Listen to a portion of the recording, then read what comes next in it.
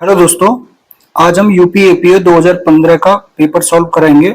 और इस पेपर को हम जो 1 से लेकर और 150 क्वेश्चन तक है, इसको हम बीएनएस जो लॉ वाला पोर्शन है उसमें बीएनएस, बीएनएसएस और बीएसए के सेक्शन से कोरिलेट इनको किया जाएगा। और जो जीके वाला पोर्शन है 1 से 50 तक, ये आपको सॉल्व कराया जाएगा पूरा। तो वो 1 से लेकर जो 150 क्वेश्चन है वो पूरे सॉल्व करवाए जाएंगे। इससे पहले हमारा 2019 वाला जो पेपर है और 2022 वाला जो पेपर है, ये दोनों सॉल्व किए जा चुके हैं। इनमें से जो 2019 वाला पेपर है वो आपको जो है वो कोरिलेट करते हुए बीएनएस, बीएनएसएस और बीएसए के साथ में कोरिलेट करते हुए पढ़ाया गया है। तो आप जाके हमारे चैनल पे उसको देख सकते हैं। तो स्टार्ट करते हैं 2015 वाला क्वेश्चन पेपर। तो पहला क्वेश्चन है, पुनर्जागरण निम्नलिखित में से किस एक अवधारणा पर अवलंबित है? तो इसका आंसर है सी, मनुष्य सृष्टि का केंद्र है। उसके बाद में नेक्स्ट है आपका, भारतीय संविधान की प्रस्तावना में जो समाजवादी और पंथनिरपेक्ष शब्द जो है वो कब जोड़े गए? तो 42वें संविधान संशोधन 1976 के द्वारा जोड़े गए थे। भारतीय संविधान के अनुसार किसको नए राज्यों की स्थापना की शक्ति दी गई है? तो संसद को, आर्टिकल 3 में। उसके बाद में भारत में जो प्रधानमंत्री है वो क्या होता है? तो अपॉइंटमेंट किया जाता है 75 आर्टिकल आपका जो है राष्ट्रपति के द्वारा। उसके बाद में जो नेक्स्ट है क्वेश्चन नंबर 5, भारतीय संविधान के अनुसार कौन सर्वोच्च है? तो हमारे यहाँ पे संविधान सर्वोच्च है।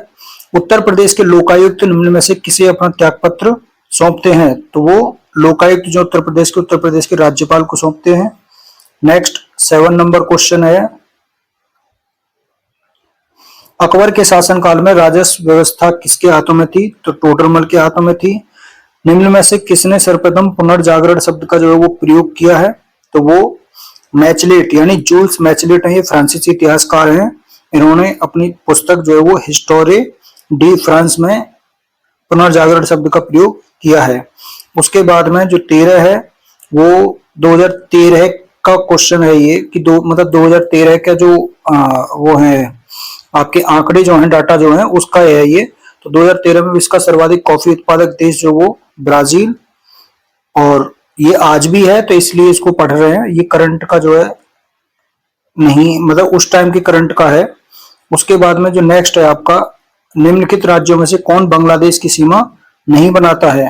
तो इसमें से जो मणिपुर है वो नहीं बनाता, असम हो गया, मेघालय हो गया, त्रिपुरा हो गया, उसके पास में पश्चिम बंगाल हो गया, और पश्चिम बंगाल के बाद में आपका मिजोरम।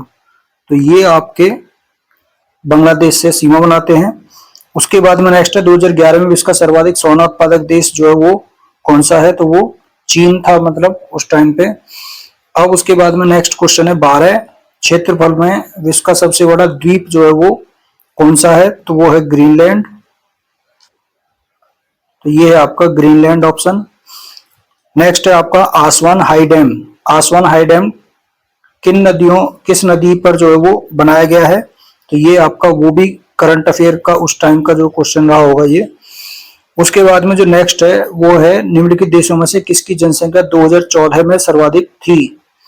तो ये 2014 के आंकड़े जो इसमें पूछे हैं, तो इसमें आंसर बांग्लादेश है जिसकी 158 मिलियन के आसपास थी, जबकि जो रूसी संघ है उसकी 143 मिलियन के अप्रोक्सीमेट, और जापान की 127 मिलियन, और मैक्सिको की 120 मिलियन के आसपास।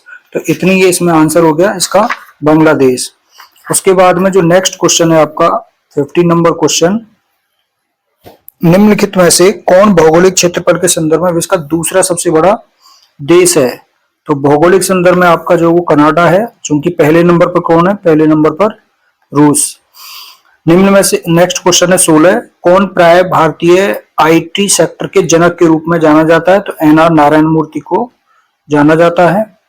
उसके बाद में जो नेक्स्ट है, सुप्रीम कोर्ट के न्यायाधीश अपना त्यागपत्र जो किसको सौंपते हैं? तो वो अपना जो है राष्ट्रपति को सौंपते हैं। 124(2) कौन सा पदार्थ विटामिन ए का जो है वो मैक्सिमम स्रोत है, सोर्स है? तो वो कौन सा रहेगा? गोल्डन धान विटामिन ए का। किसको सफेद सोना कहा जाता है? तो प्लेटिनम को सफेद सोना कहा जाता है। उसके बाद में जो नेक्स्ट है आपका 20, जून 2015 तक युद्ध में कितनी बार न्यूक्लियर जो हथियार हैं उनका प्रयोग किया जा चुका है। तो ये आपका जो है रिलीवेंट नहीं है, क्योंकि 2015 का करंट अफेयर का है, तो वैसे 2 बार जो है इसका आंसर है। उसके बाद में लाल ग्रह जो किसको कहा जाता है, तो लाल ग्रह मंगल को कहा जाता है। ये आयरन ऑक्साइड जो है उसके कारण जो इसको लाल ग्रह कहा जाता है, आयरन ऑक्साइड की प्रेजेंस के कारण। उसके बाद में कौन सा रोग वायरस से होता है, तो इसमें जो है वो यकृत शोथ जो है वो वायरस से है, बाकी ये हैजा जो है वो बैक्टीरिया से है, डिप्थीरिया भी जो है आपका बैक्टीरिया से है, जबकि मलेरिया जो है वो प्रोटोजोआ से होता है। उसके बाद में जो मिकास एक नई तकनीक है जो उपयोग होती है, तो ये बाईपास सर्जरी, मिकास कार्डिक सर्जरी जो होती है, ये MICAS है मिकास, तो कार्डिक सर्जरी से संबंधित है। उसके बाद में जो नेक्स्ट है आपका 24 क्वेश्चन है आपका, ISRO इसरो का पूर्ण रूप क्या है, तो Indian space research organisation. Next question, कौन सा यौगिक चाय की पत्तियों में उपस्थित नहीं रहता है, तो वो एट्रोपिन है इसका आंसर। भूमि आधारित संवर्धन प्रणाली प्राप्त करने वाला भारत का कौन सा पहला हवाई अड्डा होगा, तो ये करंट का क्वेश्चन था, तो इसका वैसे चेन्नई हवाई अड्डा है। उसके बाद में किसने कोच्चि में भारत की प्रथम वातानुकूलित डेमू ट्रेन की शुरुआत की है, तो ये करंट का हो गया, उस टाइम पे कोच्चि में जो की थी, तो ये 27 आपका करंट का हो गया, ये भी आपका करंट का हो गया, ये भी आपका करंट का हो गया। उसके बाद में 30 नंबर क्वेश्चन, ये भी आपका करंट अफेयर का क्वेश्चन है। और 31, भारत का पहला स्टेम सेल बैंक जो वो कहां पर खोला गया, तो ये भी करंट का क्वेश्चन है, लेकिन ये अब चूंकि स्थायी हो गया है तो अब ये भी पूछा जा सकता है, तो इसका जो आंसर है वो है चेन्नई। नेक्स्ट है, कौन सा तूफान दक्षिण चीन के हेनान प्रांत से अच्छा, ये भी करंट का क्वेश्चन है, ये वैसे कुजरा है, दक्षिण चीन के हेनान प्रांत से टकरा है तूफान कुजरा।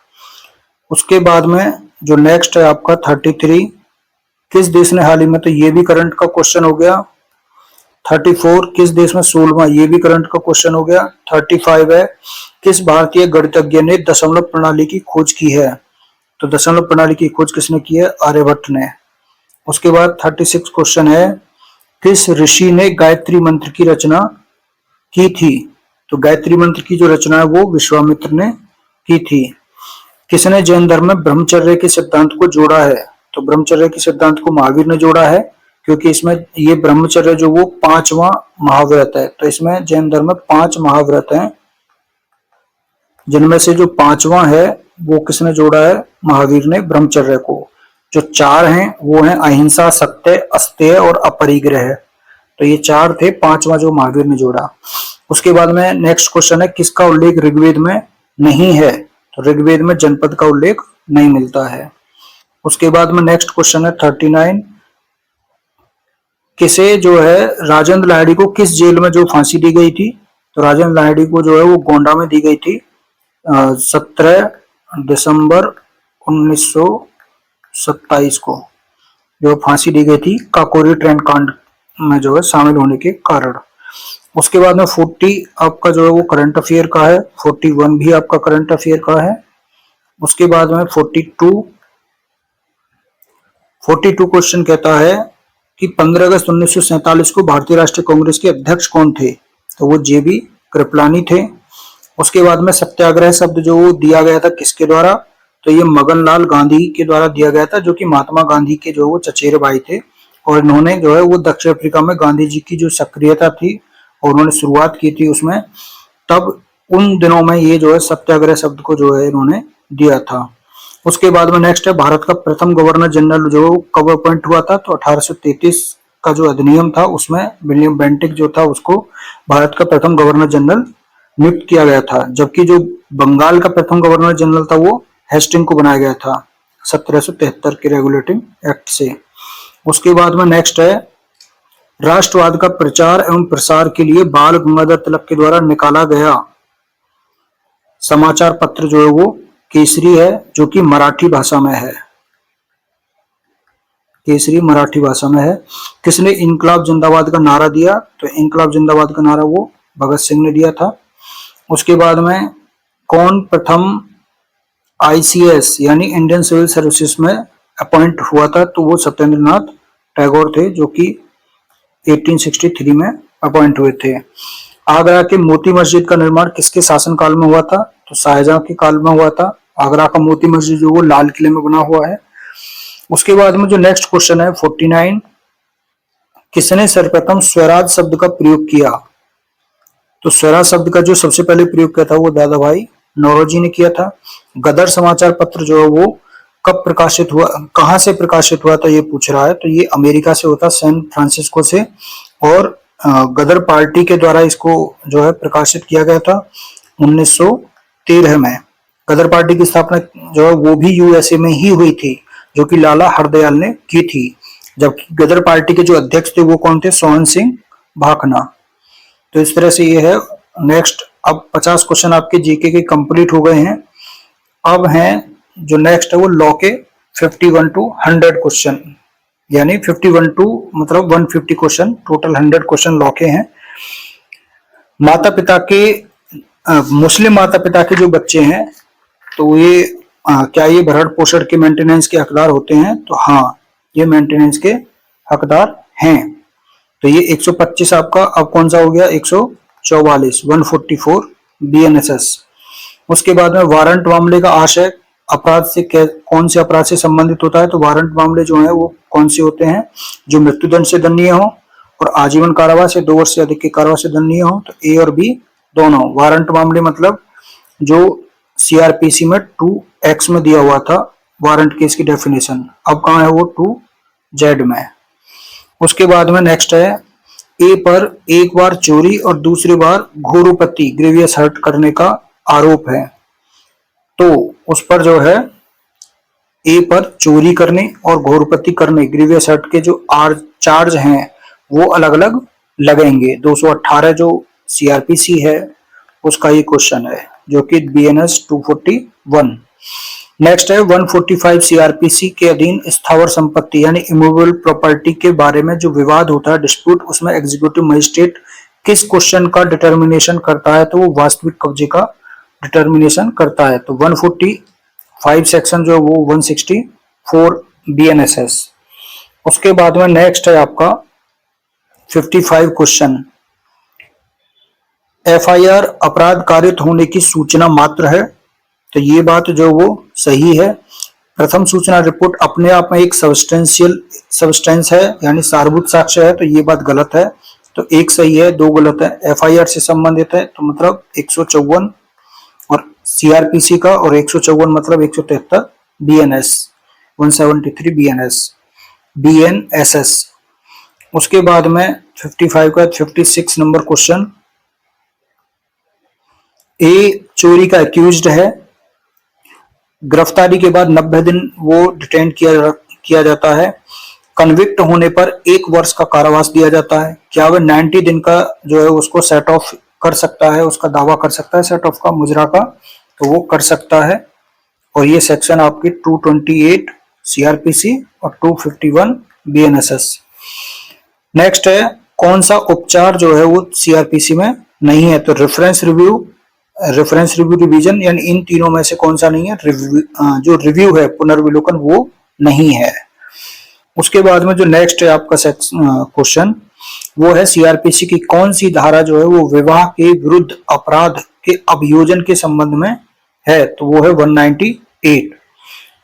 अब ऑप्शन 197 बीएनएसएस 218, 198, 219 और 199, 222।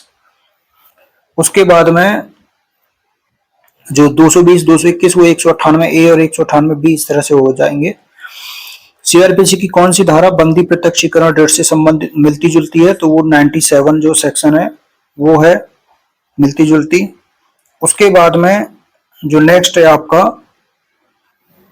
वो है एक न्यायिक मजिस्ट्रेट जो कन्फेशन है वो अभिलिखित कर सकता है, तो वो अन्वेषण के दौरान, इन्वेस्टिगेशन के दौरान। तो एक कन्फेशन कहां पे होता है? 164 सीआरपीसी में।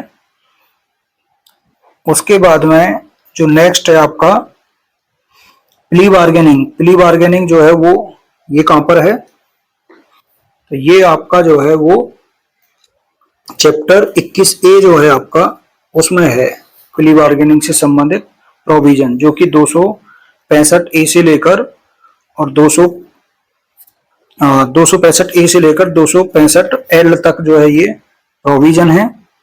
और इसमें जो सीआरपीसी का जो बीएनएस है उसमें एक चैप्टर आपका ये बढ़ जाता है।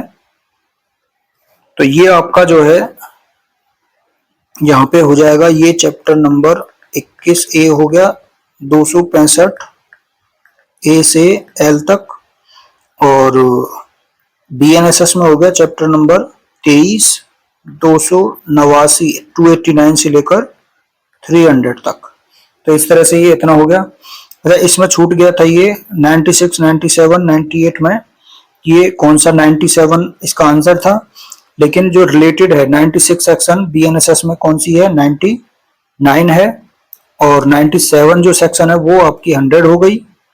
तो ये कंटिन्यू जो सेक्शन है तो 99 100, फिर यहाँ पे 101 हो जाएगी, और यहाँ पर जो है 99 कितनी हो जाएगी 102। तो इस तरह से ये जो है आपकी सेक्शन जो है इसमें हो जाती हैं।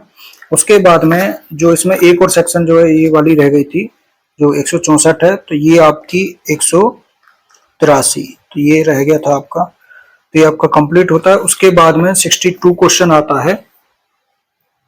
पहले 61 का आंसर देख लेते हैं। प्ली बार्गेनिंग किस पर लागू होता है, तो ये तीनों पर लागू नहीं होता है, तो यहाँ पे इसमें से आंसर इसका हो जाएगा डी। उसके बाद में जो नेक्स्ट है, यदि किसी न्यायालय का पीठासीन न्यायाधीश निर्णय में हस्ताक्षर नहीं करता है और डेट भी नहीं लिखता है तो ये क्या हो जाएगा, तो ये जो सीआरपीसी की सेक्शन 465 है उसके अधीन ये प्रोसीजरल इरेगुलरिटीज होगी, प्रक्रियात्मक अनियमितता जो है ये हो जाएगी। तो 465 अब कौन सी सेक्शन हो गई, ये 511 है। उसके बाद में 63 क्वेश्चन, सीआरपीसी की कौन सी धारा पीड़ितों के उपचार संबंधी प्रावधान जो वो करती है, तो ये आपका 357C जो है वो पीड़ित के उपचार से संबंधित है। अब 357 वो हो गया 395 बीएनएस, 357A 396 397, ये 397 है 396 का क्लोज 7 तो उससे रिलेटेड, और 357 जो सी है ये आपका हो जाएगा 397। और जो आपने नया जो ऐड हुई है जो नई है वो 398 है, साक्षी संरक्षण योजना से संबंधित।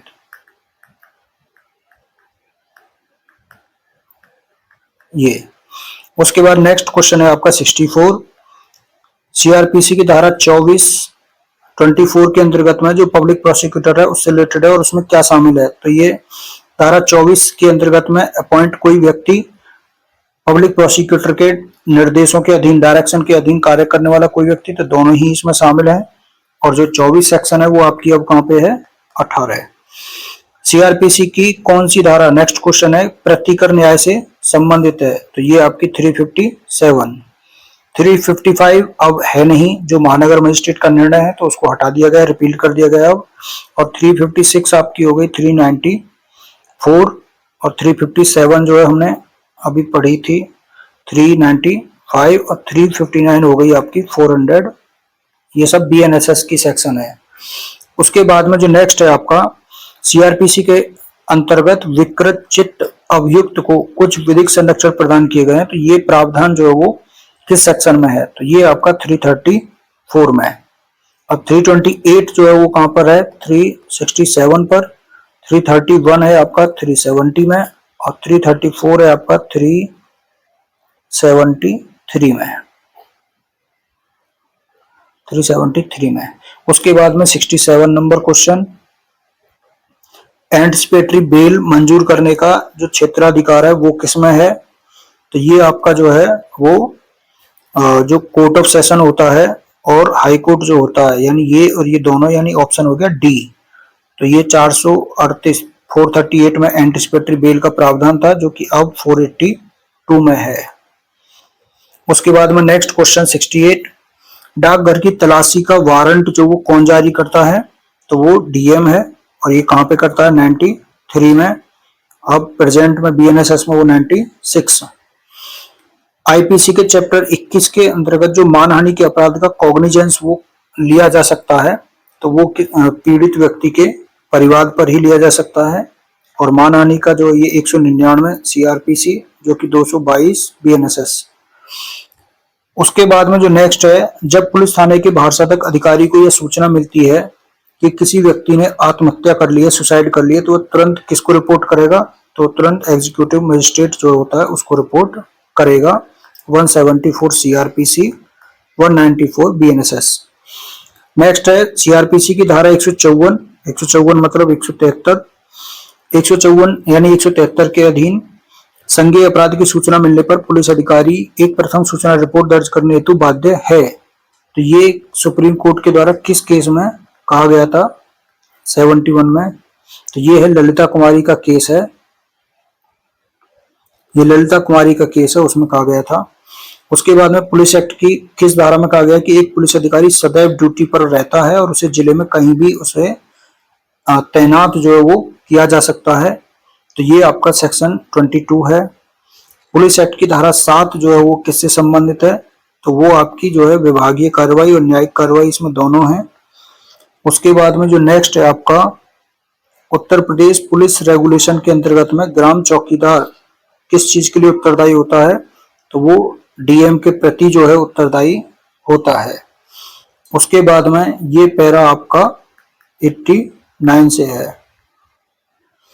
उसके बाद में पनिशमेंट जो सीजीएम दे सकता है, तो वो 7 वर्ष से कम अवधि के लिए कारावास। उसके बाद में 76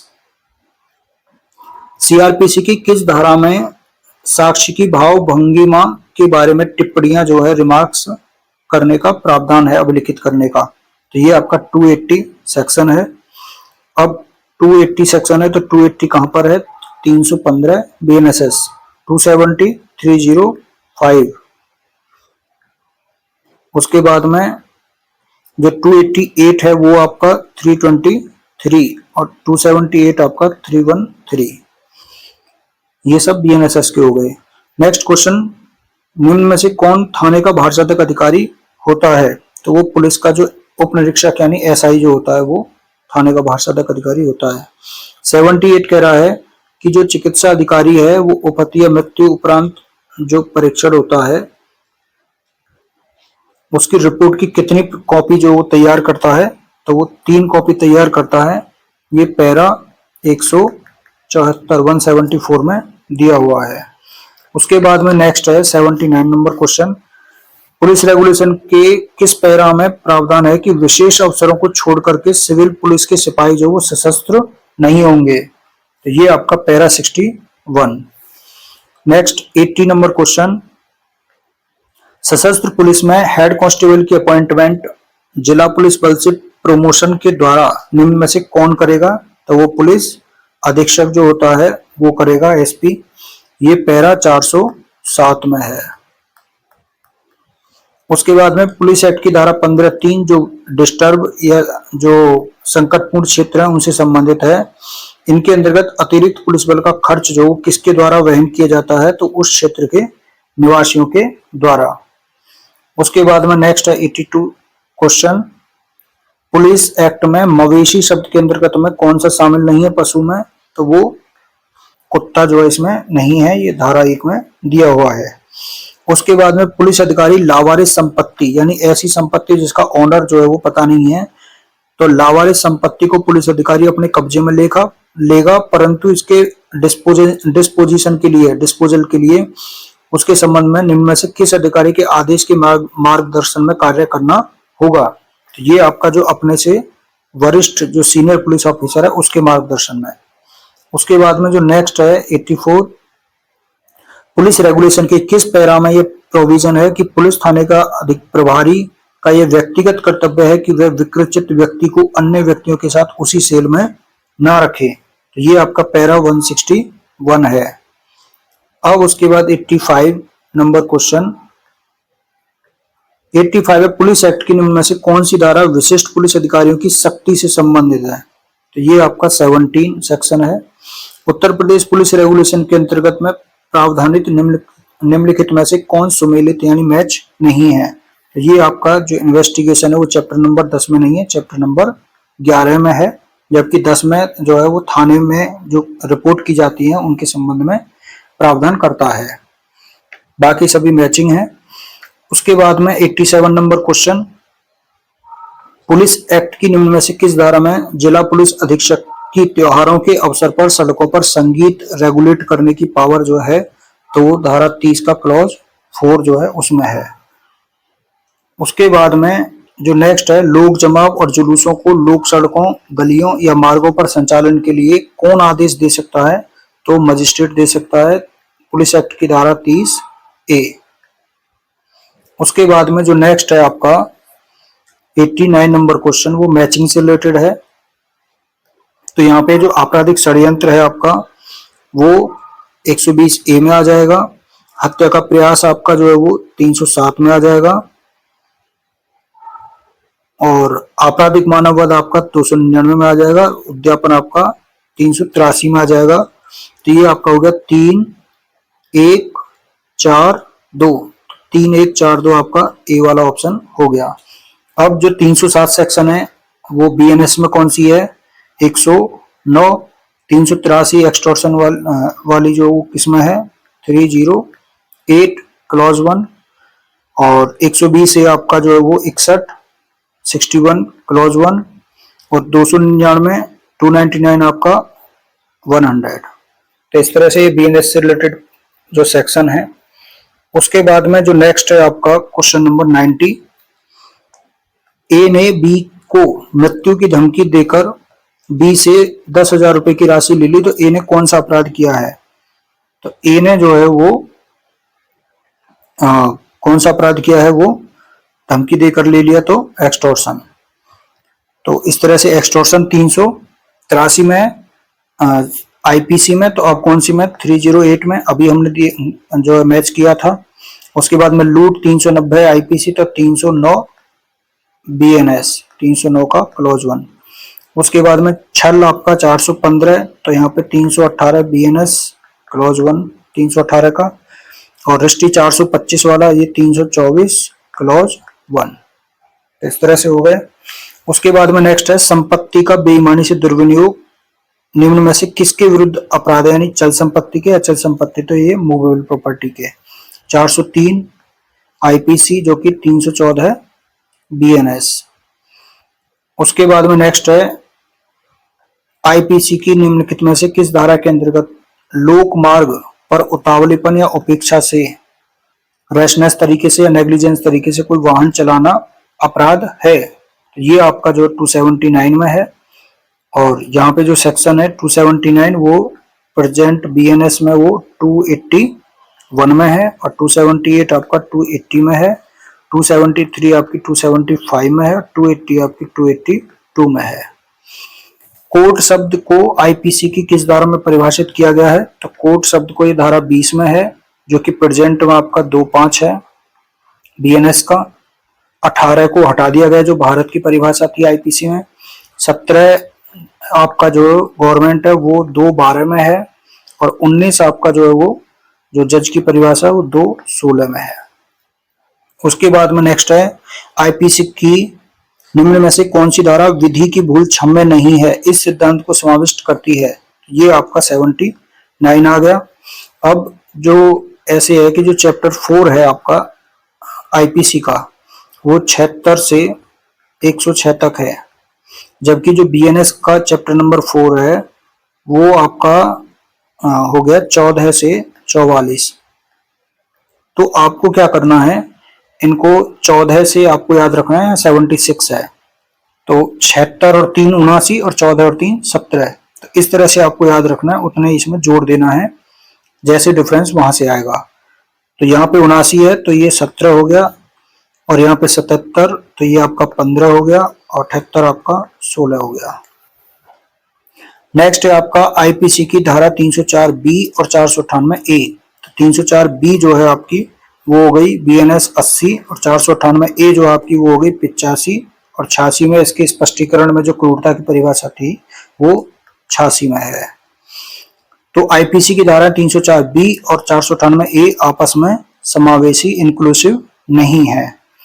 96 क्वेश्चन कह रहा है कि ए सिविल सेवा में होने का मिथ्या आदेश करके शासक जैसे प्रवंचना करता है, डिसेप्शन करता है वो फॉल्स जो है रिप्रेजेंटेशन के द्वारा, और इस प्रकार वो डिसऑनेस्टली यानी बेईमानी से यह को इंड्यूस करता है, प्रेरित करता है कि वह उसे उधार पर माल लेने दे जिसका मूल्य चुकाने का उसका कोई भी इंटेंशन नहीं है। तो ये आपका क्या हो गया, ये सिविल सेवा में होने का मिथ्या आदेश करके कह रहा है, तो वो प्रतिरूपण द्वारा छल हो गया, जो कि 416 आईपीसी में और प्रेजेंट में 319 क्लॉज 1।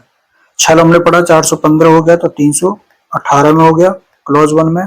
एक्सटॉर्शन हमने अभी 2 बार पढ़ लिया 308 क्लॉज 1। उसके बाद में नेक्स्ट क्वेश्चन है आपका 97।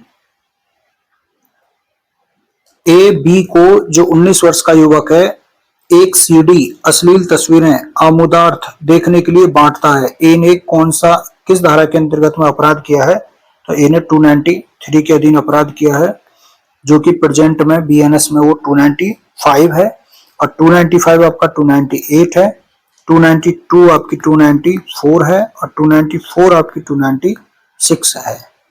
तो इस तरह से आपने देखा, यानी यहाँ पे उसके बाद में 98 नंबर क्वेश्चन,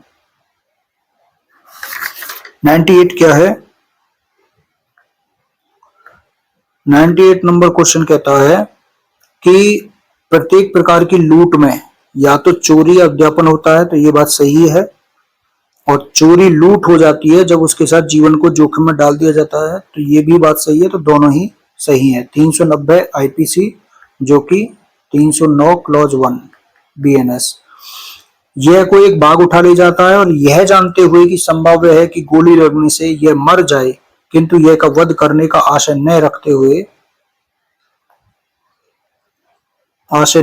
हुए और सद्भाव पूर्वक गुड फेथ में यह के फायदे के आशय से ए उस बाघ पर गोली चला देता है, एक ही गोली से यह को मृत्युकारक घाव हो जाता है। तो यहाँ पे वो किस अपराध के लिए हो गया, क्योंकि मृत्युकारक घाव हो गया दुर्घटना के द्वारा मृत्युकारित करने का, तो ये 80 से रिलेटेड है आपका, जो कि 18 में है। उसके बाद में नेक्स्ट है अनवरत यानी कंटिन्यूइंग ऑफेंस, जो कौन सा होता है, तो वो एब्डक्शन होता है, अपहरण 362 362 आईपीसी, जो कि प्रेजेंट में कौन सा हो गया आपका 138 यानी 138, और आपका जो दुष्प्रेरण है एबेटमेंट वो आपका 45 में, और रेप आपका 63 में बीएनएस में, और जो आपका चोरी है 378 जो आईपीसी है वो आपका 303 क्लॉज 1। उसके बाद में मैचिंग है कि कौन सा मैच नहीं है, मैचिंग में नहीं है, तो ठग आपका 309 नहीं है, 310 है, 309 में आत्महत्या करने का प्रयत्न है, तो 310 हो गया, जो कि बीएनएस में प्रेजेंट में ये रिपील कर दिया गया है। सिक्के का बाकी सभी मैचिंग है, और 231 जो सेक्शन है आपकी प्रेजेंट में वो 178 में है, और 171 बी आपकी जो ब्राइबरी यानी रिश्वत की परिभाषा के बारे में बताती है वो 170 हो गई, और धारा 8 आपकी डेफिनेशन का 2 क्लॉज 10 जो जेंडर की डेफिनेशन बताती है। उसके बाद में 102 नंबर क्वेश्चन, एक बीमा कंपनी से पैसा वसूलने के लिए जानबूझकर अपनी बीमाशुदा दुकान में आग लगा देता है, तो ए ने क्या किया, मिसचीफ यानी रिष्टी का अपराध किया है 425, और 425 अब प्रेजेंट में 324 क्लॉज 1। छल 415 यानी बीएनएस 318 क्लॉज 1, और एक्सटॉर्शन हमने फिर पढ़ा कई बार हो गया 308 क्लॉज 1।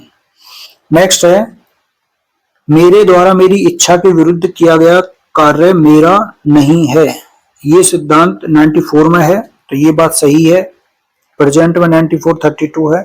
विधि तुच्छ कार्यों पर ध्यान नहीं देती है, ये सिद्धांत 95 में है, तो ये भी बात सही है, तो ये 94 32 हो गया, 95 आपका 33 हो गया, तो ये दोनों ही बातें सही हैं, तो आंसर हो गया आपका सी। उसके बाद में 104 नंबर क्वेश्चन, ए कुल्हाड़ी से काम कर रहा है और कुल्हाड़ी का फल उसमें से निकलकर उछल जाता है और निकट खड़ा हुआ व्यक्ति उससे मारा जाता है, तो यहाँ पे उसने ए ने कोई अपराध नहीं किया। तो ये आपका है 80 से दुर्घटना पूर्वक जो हो रहा है 80 जो कि 18 BNS। नेक्स्ट क्वेश्चन है कि आईपीसी की किस धारा में भीख मांगने के प्रयोजन के लिए किसी माइनर का व्यपरण या विकलांगीकरण जो वो किया जाता है। तो ये पनिशमेंट है 363 यानी 363A में, जो कि प्रेजेंट में 139। अब 363 है आपका 137 क्लॉज 2, 364 हो गई 364 हो गई 140 क्लॉज 1, 364A हो गई आपकी 140 क्लॉज 2। नेक्स्ट क्वेश्चन है आईपीसी की धारा 320। तो 320 जो आपकी वो कौन सी हो गई 116 BNS। तो ये कह रहा है कि 320 में जो घोर विपत्ति के अंतर्गत कितने प्रकार की विपत्ति को शामिल किया गया है, तो ये 8 प्रकार की हैं। तो उसके बाद में नेक्स्ट है आपका आर बनाम मैकनाटन जो है वो विकृचित्ता अनसाउंडनेस एक बचाव से संबंधित एक केस है, तो ये बात सही है। आर बनाम गोविंदा जो है ये सामान्य आशय से संबंधित है, तो ये बात गलत है। आर बनाम गोविंदा 299 और 300 का जो अंतर है उससे रिलेटेड है, यानी प्रेजेंट में 100 और 101 से BNS। तो ये आपका एक सही है, 2 गलत है। नेक्स्ट है आपका कि आर बनाम डडले एंड स्टीफंस जो है वो आवश्यकता से संबंधित वाद है, तो ये बात सही है। आवश्यकता यानी 81 जो कि BNS 19। और राज्य बनाम KM नानावटी केस गंभीर और अचानक प्रकोपन के कारण हत्या से संबंधित वाद है, तो ये बात भी सही है। और ये हत्या मतलब 300 जो कि प्रेजेंट में 101। तो ये दोनों ही बातें सही हैं 108 में। तो यहाँ पे आपके दोनों स्टेटमेंट ये सही हैं। उसके बाद नेक्स्ट है ए बी से गंभीर और अचानक प्रकोपन मिलने पर साशा यह की मृत्यु कारित कर देता है। तो ये ख का भाई है, यानी ये मतलब जेड मान सकते हो आप, जेड जो बी का भाई है। तो ए ने कौन सा अपराध किया है, तो ए ने आपराधिक मानववध का, जो कि हत्या नहीं है। उसके बाद में नेक्स्ट है ए एक भिखारी को पर्याप्त खाद्य सामग्री होने के बावजूद भोजन नहीं देता है, जिसके कारण उसकी मृत्यु हो जाती है। तो ए ने कौन सा अपराध किया है, तो ए ने यहाँ पे कोई भी अपराध नहीं किया है। उसके बाद नेक्स्ट है आपका एक भारतीय द्वारा विदेश में किए गए अपराध के विचारण का क्षेत्राधिकार भारत के न्यायालयों को है, तो ये बात सही है। और एक विदेशी द्वारा भारत में किए गए अपराध के विचारण का क्षेत्राधिकार भारतीय न्यायालय को नहीं है, तो ये बात गलत है, यानी उनको न्यायालय को क्षेत्राधिकार है। तो पहला सही है, दूसरा गलत है। उसके बाद में 112 नंबर क्वेश्चन है परिवार नियोजन का विशेषज्ञ होने का दावा करने वाले एक व्यक्ति ए ने जेड को कुछ रसायन केमिकल दिया और केमिकल का कंजप्शन उपभोग करने से जेड के गर्भ में पल रहे बच्चे की गर्भ में मृत्यु हो गई। तो ए ने कौन सा अपराध कारित किया है, तो ए ने कोई अपराध कारित नहीं किया। 299 का स्पष्टीकरण 3 गर्भ में स्थित बच्चे की मृत्यु कारित करना अपराध नहीं है। उसके बाद में 113 आपका शत्रुघ्न चौहान बनाम यूनियन ऑफ इंडिया 2014 का केस है, यानी उस टाइम पे लेटेस्ट केस था ये। तो ये पूछा है किससे संबंधित है, तो फांसी की सजा को आजीवन कारावास में बदलने से संबंधित है। नेक्स्ट है निम्न में से किस वाद में अभी हाल ही में सुप्रीम कोर्ट ने एक आपराधिक संवेदी में प्रकृति विरुद्ध अपराध की संवैधानिकता जो वो साबित की है, तो ये सुरेश कुमार कौशल बनाम नाज फाउंडेशन का केस है। प्रकृति विरुद्ध अपराध यानी 377 आईपीसी उससे रिलेटेड है। अब चूंकि इसको खत्म ही कर दिया गया है और नवतेज सिंह जौहर वाले केस से है।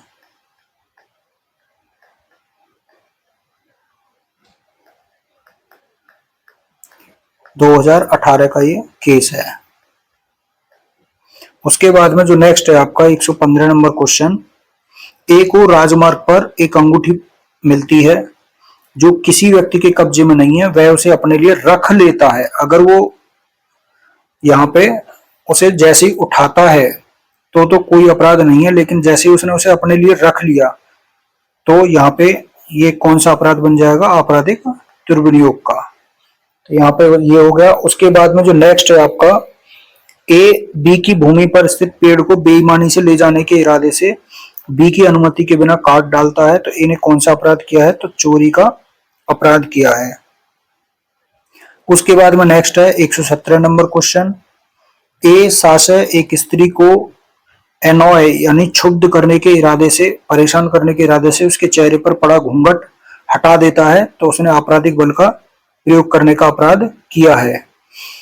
आईपीसी की कौन सी धारा जुर्माना न देने पर कारावास जबकि अपराध केवल जुर्माने से दंडनीय है? तो ये है आपका धारा 67।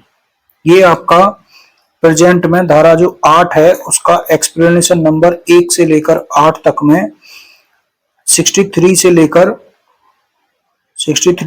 70 तक के जो क्वेश्चन सेक्शन है वो कोरिलेट है, यानी 62 + 8 70, तो 8 ही सेक्शन है और 8 ही एक्सप्लेनेशन है। तो इस तरह से क्रम से है, यानी हर एक्सप्लेनेशन में 2 का डिफरेंस है। आप देखेंगे 63 आपका 1 में है तो 1 और 3 में यहाँ पे अंतर देखिए 2 का है।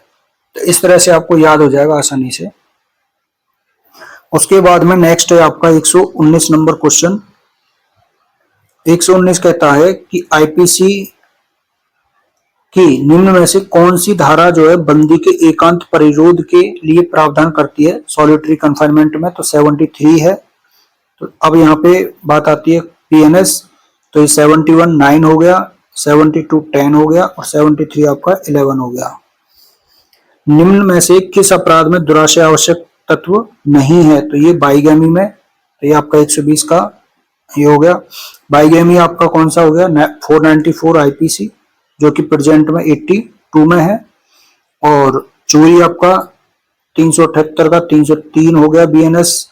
हत्या आपका 101 हो गया। लूट आपका 309 क्लॉज 1 हो गया।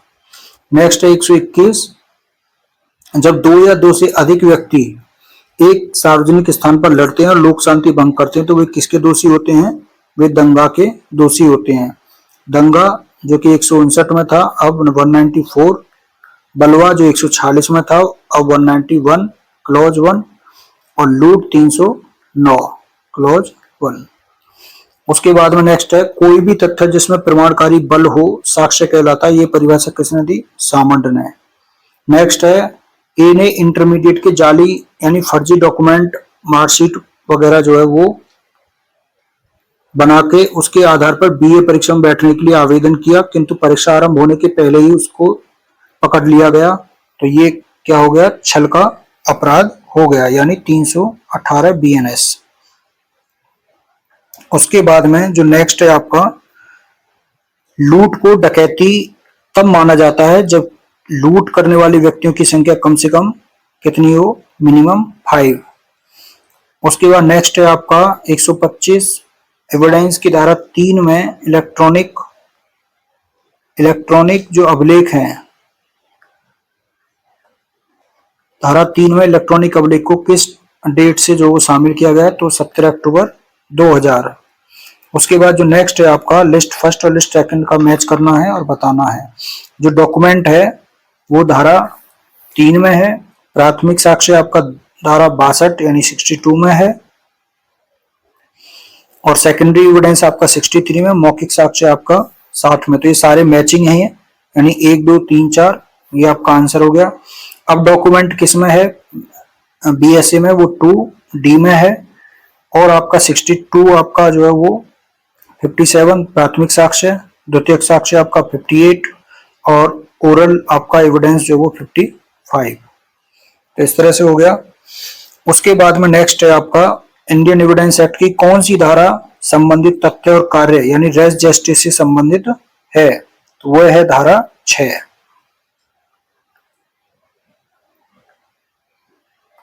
यहाँ पे इसका आंसर हो गया 6। अब यहाँ पे आप देखेंगे जो एविडेंस एक्ट की धारा 3 और 4 में जो डेफिनेशन है वो धारा 2 में दी हुई है।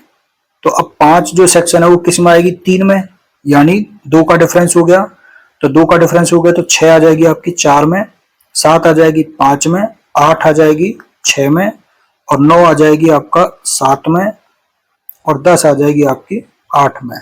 तो इस तरह से ये डिफरेंस करके आप कोरिलेट करके देख सकते हैं। नेक्स्ट क्वेश्चन है आईपीसी की धारा 376 के अपराध में पीड़ित का शील साक्ष्य अधिनियम की किस धारा में रिलेवेंट नहीं है? ये आपका जो 53A है वो है सेक्शन। अब ये कौन सी हो गई? 48। तो यहाँ पे 53A जो है वो कौन सी हो गई? 48। 53 हो गई आपकी 47, 114A हो गई आपकी 120 और 119 हो गई आपकी 125। नेक्स्ट है, एविडेंस की किस धारा में जीवन की उपधारणा जो है वो है? तो 129 का आंसर 107। जन्म पहले होता है तो यानी पहले 107 है जीने की उपधारणा, फिर मर जाता है, मृत्यु होती है बाद में, तो 108 है मृत्यु की उपधारणा। तो ये आपका हो गया। उसके बाद में जो नेक्स्ट है, एविडेंस के अंतर्गत में स्वीकृति कौन कर सकता है? तो स्वीकृति जो है यहाँ पे कौन कर सकता है? तो वह व्यक्ति जिससे हित उत्पन्न हुआ है। तो ये धारा 18 में है जो कि प्रेजेंट में बीएसए में 16 में है। उसके बाद में लोक दस्तावेज कौन सा नहीं है? तो जो सब परीक्षण रिपोर्ट होती है, पोस्टमार्टम रिपोर्ट, वो लोक दस्तावेज नहीं है। तो ये 74 में है और बीएसए में भी 74 में है।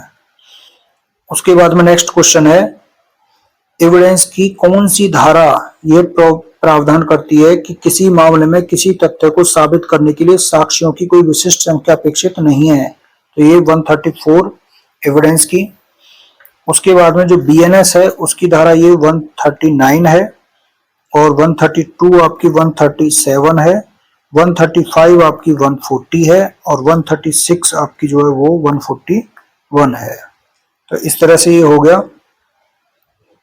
उसके बाद में जो नेक्स्ट है आपका 133। तो 133 क्वेश्चन क्या है? एविडेंस की किस धारा में स्मृति ताजा करने से संबंधित प्रावधान है? तो ये 159 जो सेक्शन है उसमें है। प्रेजेंट में अब देखिए ये क्रम से हैं 158, 159, 160, 161। तो यहाँ पे ये डिफरेंस है इसका 3 का। तो 158, 161 में, 60, 163 में, 159 आपका 162 में और 161 आपका 164 में, यानी 3 का डिफरेंस है यहाँ से। तो इस तरह से ये 144 से लेकर 165 सेक्शन तक आपका 3 का ही डिफरेंस है। ठीक है।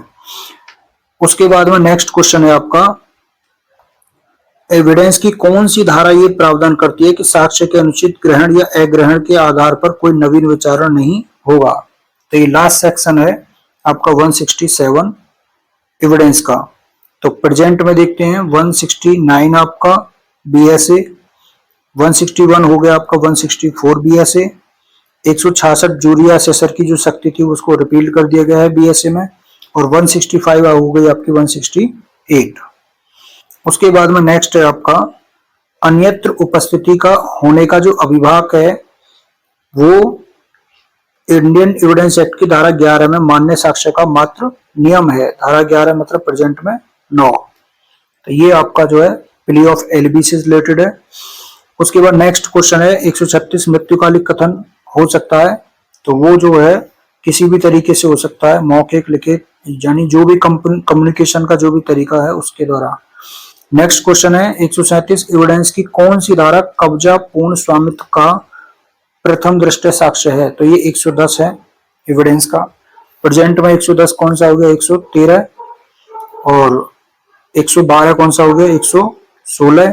114 कितना हो गया? 119। और 113 को हटा दिया गया है, राज्य अध्यर्पण का सबूत जो उसके बारे में प्रावधान जो करता है। नेक्स्ट है एविडेंस की किस धारा के अधीन अनेक वर्षों का लगातार सहवास विवाह की अवधारणा कर सकता है? तो ये आपका आएगा इनमें से जो है 114, यानी किसी फैक्ट के बारे में प्रिजम्पशन की बात की जा रही है तो यहाँ पे 114 जो है वो आएगा। उसके बाद में जो नेक्स्ट है 139। 139 क्या है? किसी वाद में एक पक्षकार द्वारा अभिकथित और प्रतिपक्षी एडवर्स पार्टी के द्वारा अस्वीकृत तथ्यों को क्या कहा जाता है? विवादक तथ्य है। जिसमें एक पक्षकार तथ्यों को स्वीकार करता है और विरोधी पक्षकार जो वो अस्वीकार करता है, तो उनको विवादक तथ्य कहा जाता है, जो धारा 3 में डेफिनेशन थी। प्रेजेंट में बीएसए में 2G में है ये। नेक्स्ट क्वेश्चन है साक्ष्य अधिनियम की एविडेंस की धारा 132 का जो प्रोवाइजो है वो स्वयं को अपराध में फंसाने के विरुद्ध नियम का एक पक्ष है, तो ये बात जो है वो सही है। और एविडेंस की धारा 132 की नीति न्याय के लिए साक्ष्य प्राप्त करना है, ये बात भी सही है, लेकिन इसका कारण ये नहीं है। तो ये आपका 132 जो वो आपका प्रेजेंट में कौन सा है, 137 बीएसए में। तो यहाँ पे कारण सही नहीं है, यानी एक्सप्लेनेशन उसका सही नहीं है, तो आंसर हो गया बी। नेक्स्ट है एविडेंस की धारा 45, अब प्रेजेंट में कौन सी हो गई, 39 यानी 39 क्लॉज 1। तो एविडेंस की धारा 45 के अधीन विशेषज्ञ की राय नहीं ली जा सकती, तो किस पर नहीं ली जा सकती, भारतीय विधि पर। ये किस पर ली जा सकती है, फ्लैश पर। तो फ्लैश मतलब एफ से फॉरेन लॉ नहीं है, एफ से जो है वो फिंगर प्रिंटिंग है, एल से जो है वो लॉ है, और लॉ यहाँ पे याद रखना है आपको कौन सा है लॉ, फॉरेन लॉ। और ए से आर्ट हो गया, साइंस हो गया, हैंड राइटिंग हो गया। तो इस तरह से आपने फ्लैश है। उसके बाद में नेक्स्ट क्वेश्चन है 142, किस केस में एविडेंस की धारा जो है वो 27 उसकी संवैधानिक वैधता को आर्टिकल 20(3) के उल्लंघन वायलेशन के आधार पर चैलेंज किया गया था, तो ये जो है बंबई राज्य बनाम काठीकालू। तो 27 यानी 23(2) का परंतुक प्रोवाइजो। तो इस तरह से ये हो गया। उसके बाद में बोलने में असमर्थ साक्षी जो है, नेक्स्ट क्वेश्चन है, बोलने में असमर्थ एक साक्षी खुले न्यायालय में संकेतों से साक्ष्य देता है, तो उसका साक्ष्य मौखिक साक्ष्य कहलाएगा। 119 एविडेंस जो कि 125 बीएसए। नेक्स्ट क्वेश्चन है 144, एविडेंस के अधीन जो चिकित्सीय मेडिकल एविडेंस है, चिकित्सीय साक्ष्य, उसका मूल्य जो है क्या है, तो वो केवल एक कोरोबोरेटिव एविडेंस है, यानी संपोषक साक्ष्य है, संपुष्टि कर सकता है। नेक्स्ट है ए पर बी की हत्या का आरोप है, ए पर बी की हत्या का आरोप है, उसके विचारण में कौन से जो फैक्ट है वो विवाद्य तथ्य फैक्ट इन इश्यू जो हो सकते हैं। तो ए ने बी की मृत्युकारित हत्या की, ये सही है। ए को बी से गंभीर और अचानक प्रकोपन मिला, ये भी सही है। तो 1 और 3 जो है वो सही है इसमें, बाकी जो दूसरा और चौथा वो सही नहीं है। उसके बाद में 146 यानी 146 नंबर क्वेश्चन, एविडेंस की धारा 112 है जो कि प्रेजेंट में 116 बीएसए। तो धारा 112 जो डीएनए टेस्ट के द्वारा खंडनीय निश्चायक उपधारणा का उपबंध करती है। तो 112, 41, 112 और 113 ये निश्चायक सबूत हैं। 113 तो बीएसए में हटा ही दिया गया है, तो अब 41 और 112 बची। नेक्स्ट है आपका सीआरपीसी की किस धारा के अधीन न्यायालय को किसी भी व्यक्ति को साक्षी के रूप में समन करने का विवेकाधिकार है, तो ये है आपका 311 है सीआरपीसी का। तो प्रेजेंट में 311 348 हो गई, 311 ए जो है वो 349 हो गई, 313 आपकी 351 हो गई, और 319 आपकी 358 हो गई। उसके बाद में जो नेक्स्ट है आपका 148, ए पर भाषा के आधार पर दो समूहों के मध्य दुश्मनी फैलाने का आरोप है। इस अपराध का न्यायालय द्वारा संज्ञान लेने से पहले सीआरपीसी के अंतर्गत किसकी जो है पूर्व स्वीकृति आवश्यक है, तो वह केंद्र सरकार या राज्य सरकार की स्वीकृति आवश्यक है। 149 नेक्स्ट क्वेश्चन, आर.एम. मलकानी बनाम महाराष्ट्र राज्य जो किसकी ग्राह्यता से संबंधित है, तो टेप रिकॉर्ड द्वारा किया गया साक्ष्य, यानी ये धारा 6, 7 और 8 के अधीन मान्य होता है।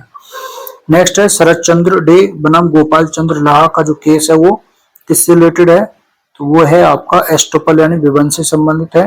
विबंध यानी 115 जो कि प्रेजेंट में 121 बीएसए है। तो इस तरह से आपने देखा बीएसए, बीएनएस और बीएनएसएस के जो है तीनों के सेक्शन कोरिलेट करते हुए हमने सारे पढ़े हैं। तो इस तरह से आपको तुरंत वो याद भी हो रहे होंगे, क्योंकि वो रिपीटेड जो है रिपीटिशन में आ रहे हैं।